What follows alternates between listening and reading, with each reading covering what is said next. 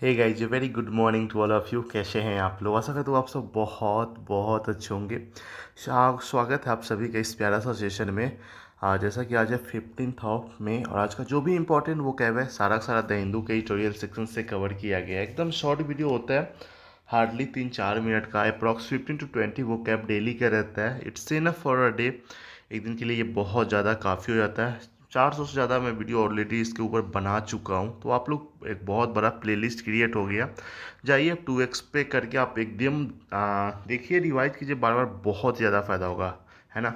इतना तो ज़रूर कह सकते हैं कि हाँ, इंग्लिश ये वीडियो आपका ठीक नहीं करेगा, लेकिन इंग्लिश ठीक करने में ना आपका हेल्प बहुत ज़्यादा होगा, है ना, अगर आप रेगुलर बेसिस पे देखते हैं तो। चलिए शुभारंभ करते हैं। सबसे जो पहला जो वर्ड है ना, रिटरेट। देखो, रिटरेट क्या एक वर्ड है जिसका मतलब होता है खास करके ना किसी चीज़ को बार बार बार बार कहते हैं ना, ठीक है, उसको रिटरेट कहा जाता है। और ये इसलिए किया जाता है ना, किसी चीज़ को क्लेरिफाई करने के लिए, नहीं जैसे क्लास वगैरह में ही किसी टॉपिक को या किसी पॉइंट को मैम या फिर सर जो होते हैं बार बार रिपीट करते हैं ताकि उसको क्लेरिफाई करने के लिए, ठीक है, तो उसके लिए इसका यूज होता है। जैसे the professor iterated the important point of her lecture, इस तरह से सेंटेंस भी बना सकते हैं। इनटेंजिबल, देखो एक तो टेंजिबल होता है, एक होता है इनटेंजिबल। इनटेंजिबल मतलब जिसको डिस्क्राइब करना बहुत ज़्यादा मुश्किल रहता है, ठीक है। टेंजिबल मतलब क्या रहता है, इसको हम छू छा सकते हैं तो उसको अच्छे से डिस्क्राइब कर सकते हैं। लेकिन जो इनटेंजिबल है इसको हम छू ही नहीं सकते, बस फील कर सकते, एकदम नहीं बोलते हैं। तो उसको ना डिस्क्राइब करना, समझना, मेजर करना बहुत ज़्यादा कठिन होता है, उसको इंटेंजिबल कहा जाता है। जैसे बोलते हैं the benefit of good customer relation are intangible, सही बात है।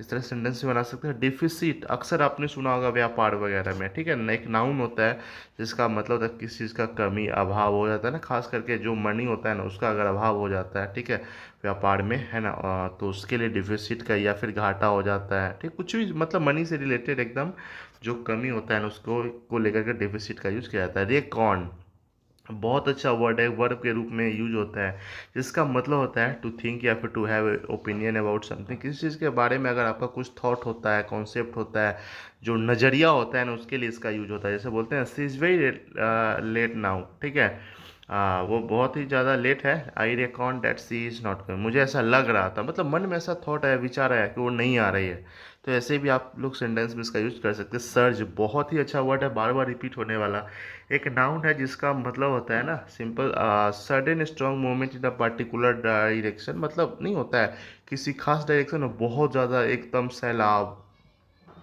उमर पड़ना एकदम, है ना, बहुत सारे लोगों का, उसी को सर्ज कहा जाता है। मतलब इसका मतलब होता है बहुत ज़्यादा, ठीक है, सर्ज का मतलब क्या होता है, बहुत ज़्यादा। वाइप अप एक फ्रेजल वर्ब है जिसका मतलब होता है उत्तेजित होना, मतलब प्रोवोक कर देना, नहीं कि एक्साइटेड कर देना जानबूझ कर किसी को एकदम, उसके लिए इसका यूज किया जाता है ना। Fall into that trap एक इडियम है जिसका मतलब होता है टू मेक अ मिस्टेक और get into difficulty situation by something, by trusting someone, नहीं बोलते हैं जानबूझ के कोई अगर हम ट्रैप में फंस जाना, ठीक है, जानबूझ करके नहीं होता है कि जिसके ऊपर भरोसा करते हैं वो ये कुछ गलत कर देता है, सिचुएशन गड़बड़ हो जाता है। फॉल इनटू दैट ट्रैप नहीं बोलते हैं, ट्रैप मतलब जाल में फंसना, एकदम सिंपल। तो इस तरह से आप सेंटेंस भी बना सकते हैं। तो गाइज अगर ये सेशन अच्छा लग रहा है तो जरूर इसको शेयर करें। चैनल पे पहली बार है ना तो आप सपोर्ट कर सकते हैं चैनल को सब्सक्राइब करके। चलिए नेक्स्ट है वर्ड यहाँ पे डिफेनिंग, एक एडजेक्टिव जिसका मतलब होता है डिफेन, नहीं होता डिफेन, डिफेन डिफेन मतलब बहुत ज़्यादा लाउड साउंड जो रहता है ना उसको लेकर के इसका यूज किया जाता है। मतलब नहीं बोलते हैं इतना ज़ोर से बजा रहा है ना ससुरी का, लग रहा है कि हमको बहरे बना देगा एकदम, है ना, तो उसके लिए डिफेंडिंग म्यूजिक वगैरह, साउंड सिस्टम, सॉन्ग कुछ भी यूज कर सकते हैं। स्ट्रिंडेंट जो है ना एक एडजेक्टिव जिसका मतलब होता है वही लाउड या फिर अनप्लेजेंट हो जाता है ना, जो कान को नहीं होता है, मतलब मजा तो आता है लेकिन जैसे भैया थोड़ा वॉल्यूम कम कर, वॉल्यूम कम कर एकदम, है ना, साउंड वॉइस को लेकर के एकदम यूज किया जाता है। रिगर्गिगेटेट, थोड़ा सा वर्ड, रिगर्जिटेट, सॉरी। तो एक वर्ब है जिसका मतलब होता है सुनी या फिर पढ़ी बात को दोहराना, बार बार उसको रिपीट करना एकदम, है ना।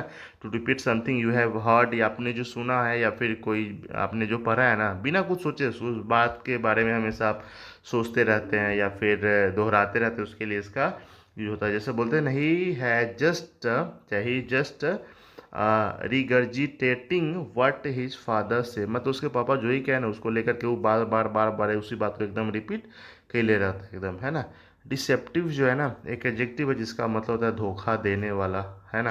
छल जो कर देता है ना एकदम, जो झूठा इंप्रेशन दिखा करके एकदम, उसके लिए इसका यूज होता है। जैसे बोलते हैं ना, the water is deceptive, it is much deeper that it looks. मतलब पानी जो है ना, कई बार नहीं देखते हैं, लगता है और यहाँ तो गहरा ही नहीं है एकदम, लेकिन तो वहाँ पे आप धोखे खा सकते हो ना।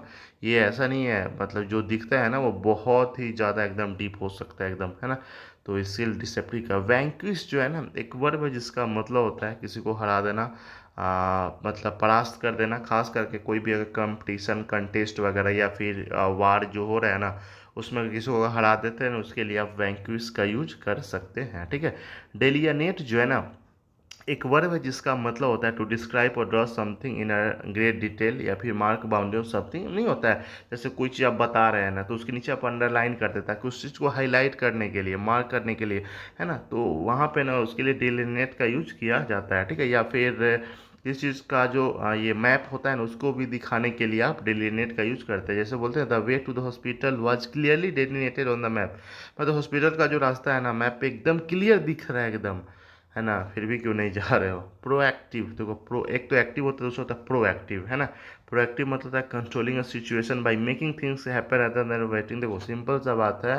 प्रो मतलब नहीं होता है, जैसे मान लेते हैं, अगर आपको पता है कि हाँ इस तरह का कांड हो सकता है, ठीक है, तो उसके लिए आप ना पहले ही रेडी हो जाते हैं। ये नहीं कि अच्छा ऐसा होगा तब हम तब उसके बारे में सोचेंगे एकदम, है ना।